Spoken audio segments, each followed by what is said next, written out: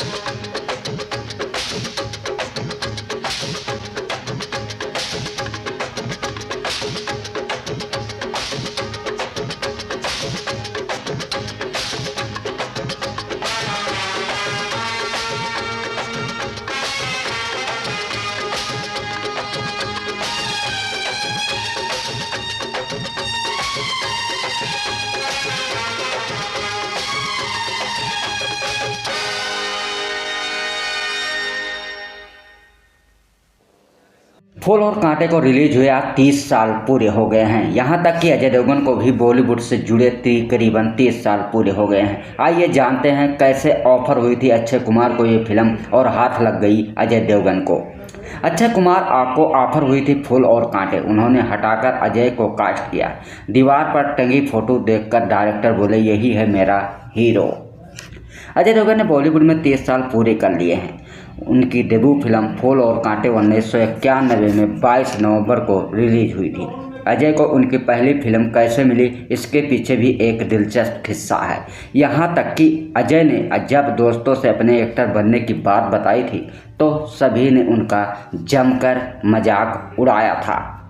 फूल और कांटे के डायरेक्टर कुक्कू कोहली फिल्म के लिए एक्टर की तलाश में थे। कुक्कू कोहली करीब बॉलीवुड के हर एक बड़े एक्टर से मिल चुके थे, लेकिन उनके कोई भी उनके साथ काम करने को तैयार नहीं हो रहा था। एक दिन कुक्कू अपने दोस्त और अजय के पापा वीरू देवगन के साथ बैठकर अपनी परेशानी बयां कर रहे थे। तभी अचानक कुक्कू की नज़र दीवार पर टंगी एक फ़ोटो पर पड़ी। फ़ोटो देखते ही कुक्कू ने कहा कोई और नहीं, अब ये लड़का ही मेरे फिल्म का हीरो बनेगा। बता दें कि यह फ़ोटो अजय देवगन की ही थी। वैसे अजय देवगन एक्टर नहीं बल्कि डायरेक्टर बनना चाहते थे, लेकिन उनकी किस्मत में तो कुछ और ही लिखा था। अजय देवगन को उनकी पहली फिल्म फूल और कांटे मिली चुकी थी, लेकिन उन्हें समझ नहीं आ रहा था कि वह इसमें काम कैसे करेंगे, क्योंकि उस वक्त उनकी उम्र महज 23 साल थी। अजय देवगन काफ़ी परेशान थे और इस वजह से यह बात उन्होंने अपने कुछ दोस्तों से शेयर की थी। जब अजय ने कहा कि वह एक्टर बनने वाले हैं तो सभी ने उनका जमकर मजाक उड़ाया और कहा तो हीरो बनने वाला है। हालांकि इन दोस्तों के साथ एक लड़की खड़ी थी जिसने ऐसी बात कही कि वह मौजूद सभी की बोलती ही बंद हो गई। लड़की कोई और नहीं बल्कि जानी मानी कोरियोग्राफर फरारा खान थी। दरअसल कुक्कू कोहली ने अजय देवगन को लेकर अखबारों में एक विज्ञापन दिया था कि उनकी अगली फिल्म के लिए हीरो की ज़रूरत है। इस विज्ञापन पर अजय देवगन का फ़ोटो भी लगा था। फरारा खान ने उसी फ़ोटो को देखकर कहा अजय तू एक दिन बड़ा स्टार बनेगा, तुझमें कुछ तो ऐसी बात है जो किसी और में नहीं है। बता दें कि अजय देवगन को यह बात सुनकर उन्हें बहुत पसंद आई। कोई तो जिसने उन पर इतना भरोसा किया है। फरारा की कही बात बिल्कुल सच साबित हुई। आज के दौर में अजय देवगन बॉलीवुड के बहुत बड़े सुपर स्टार माने जाते हैं। अक्षय और अजय हाल ही में रोहित शेट्टी की flop drama Sooryavansham screen share करते हुए नजर आए। फिल्म का ट्रेलर लॉन्च पर अक्षय ने बताया था कि फूल और कांटे में अजय ने उन्हें रिप्लेस कर दिया था। अक्षय ने कहा था हम आज भी इन फिल्मों की वजह से एक दूसरे को बेहद पसंद करते हैं। फूल और कांटे में पहले मैं था, फिर इसने मुझे धक्का मार दिया। अक्षय ने कुछ साल पहले एक इंटरव्यू में कहा था, जी हाँ, मैं फूल और कांटे में था। मैं Sunny super sound recording studio में नदीम श्रवण के साथ म्यूजिक सेशन में बैठा था। उन दिनों हर गाने में 30-40 वायलिन बजाने वाले होते थे, एक सेपरेट ऑर्केस्ट्रा। आप तो हम एक पल में सब कुछ ख़त्म कर देते हैं। रात को मैं पहले दिन के लिए शूट के लिए तैयार हो रहा था और फिर मुझे एक कॉल आया कि भैया आप मत आना, कोई और आ रहा है। दोस्तों बता दें कि इस फिल्म के बाद भी अजय देवगन और अक्षय कुमार की दोस्ती एक दूसरे को पसंद की जाती है। यहाँ तक कि साथ में अजय देवगन और अक्षय कुमार ने कई फिल्मों में अभिनय किया है। बता दें सुहाग उनकी बड़ी दिलचस्प फिल्म रही, जिनमें एक्शन और कॉमेडी फिल्माया गया था।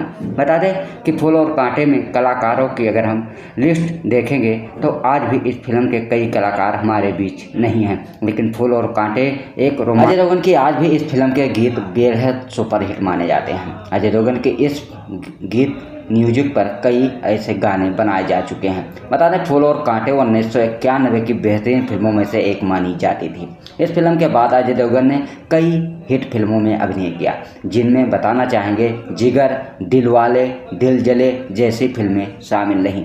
अजय देवगन ने 23 साल की उम्र से लेकर लगातार अपने एक्टिंग और अपने करियर पर ध्यान दिया।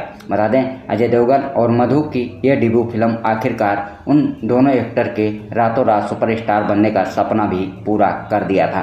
बता दें फिल्म रिलीज होने से पहले एक इंटरव्यू के दौरान मधु ने खुलासा किया था कि जब फिल्म रिलीज हो रही थी तो मधु ने करीबन 3 से 4 दिन अपने घर से बाहर भी नहीं निकल पाई थी। उन्हें इतना ज़्यादा डर लग रहा था कि कहीं फिल्म फ्लॉप हो जाए तो उनकी कितनी ज़्यादा बेइज्जती होगी।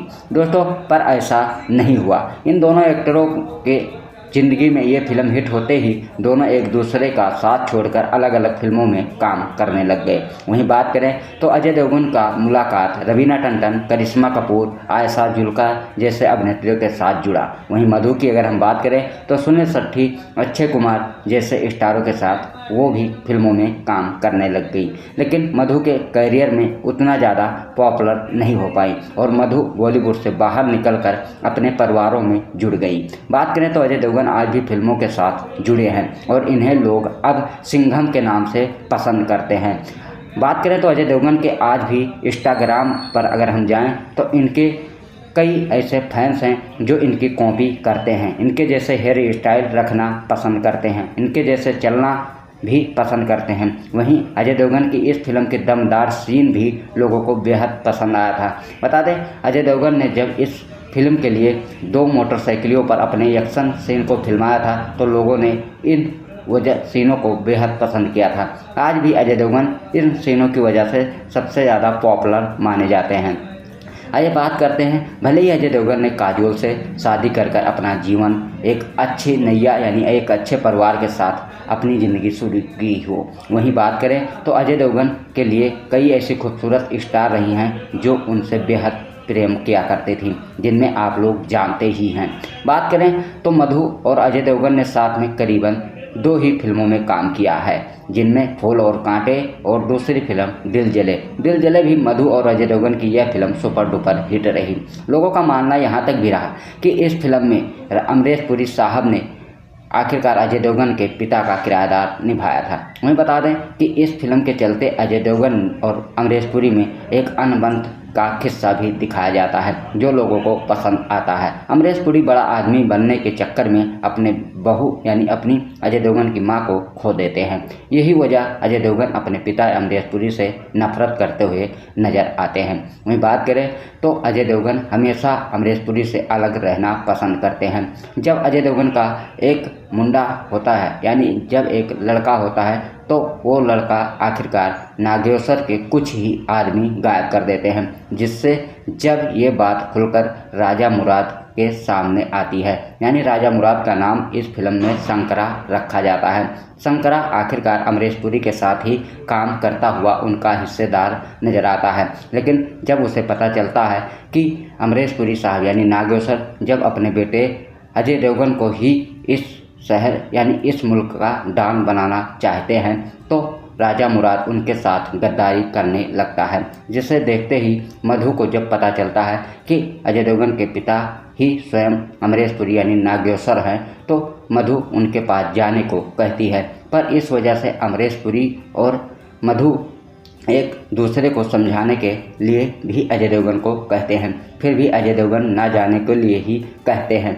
पर मधु के कहने पर अजय देवगन अमरीश पुरी यानी नागेश्वर के घर जाकर रहने की बात कर लेते हैं। दोनों साथ साथ अमरीश पुरी यानी नागेश्वर के घर चले जाते हैं। बता दें कि इस फिल्म के जरिए जब नागेश्वर के घर अजय देवगन और मधु जाते हैं, तो वो अपने बेटे की तलाश शुरू कर देते हैं, जिसके बारे में अमरीश पुरी साहब यानी नागेश्वर को हमेशा पता होता है कि आखिरकार उनके पोते को किसने किडनैप किया हुआ है।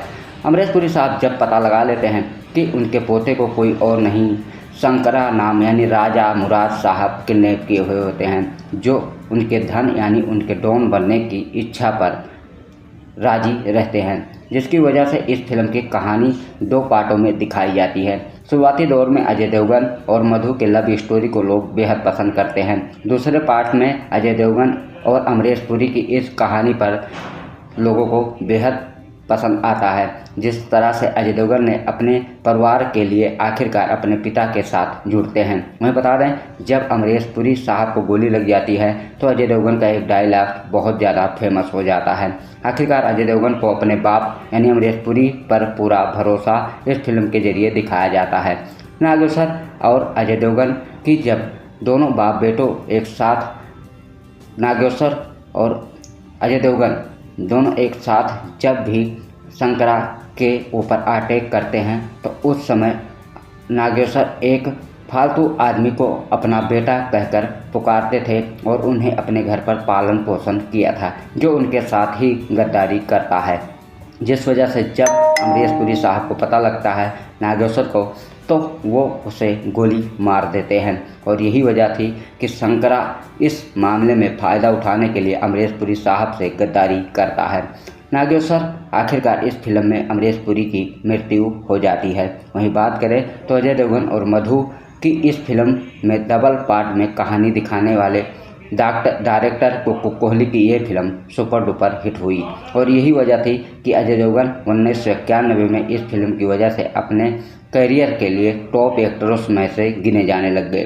पर लोगों का मानना यहाँ तक था कि अजय देवगन को इस फिल्म की वजह से कोई खास ज़्यादा पहचान नहीं मिल पाई थी। अजय देवगन फेमस फिल्म दिलवाले से बेहतरीन हो गए थे, जो कि उस फिल्म के लिए रवीना टंडन और अजय देवगन की लव स्टोरी लोगों के जुबा पर घूम रही थी। बता दें, दिलवाले फिल्म की गाने आज भी इतने हिट हैं कि लोग उन फिल्मों को गाने सबसे ज़्यादा पसंद करते रहे।